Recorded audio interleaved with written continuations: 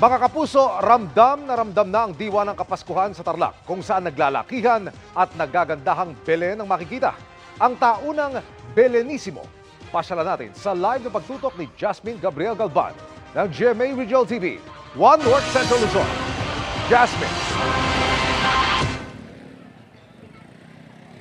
Emil, mahigit isang buwan pa bago ang selebrasyon ng Pasko pero dito sa probinsya ng Tarlac, damang-dama na ang simoy ng Kapaskuhan.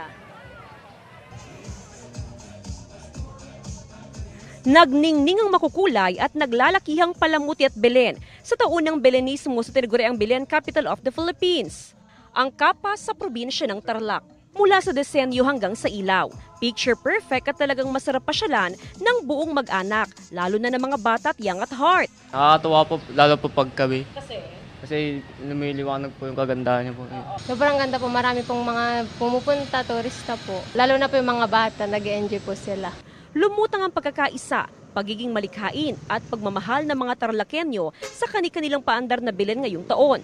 Ang Belen na gawa ng AFP, bamboo-inspired, na simbolo raw ng katangian ng bawat Pinoy na hindi nagpapatalo at sumusuko sa anumang laban sa buhay. Meron ding gawa sa recycled materials at iba pang disenyo at konsepto. Nagdagdag din ng ningning ang isa sa mga bagong henerasyon ng sangre na si Sparkle Star Faith de Silva.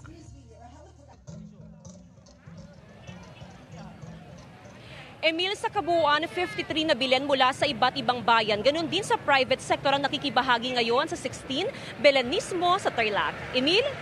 Maraming salamat, Jasmine Gabriel Galban ng GMA Regional TV, 1 North Central Luzon. Mga kapuso, samahan nyo kaming tumutok 24 oras. Bisitahin at mag-subscribe sa GMA Integrated News sa YouTube.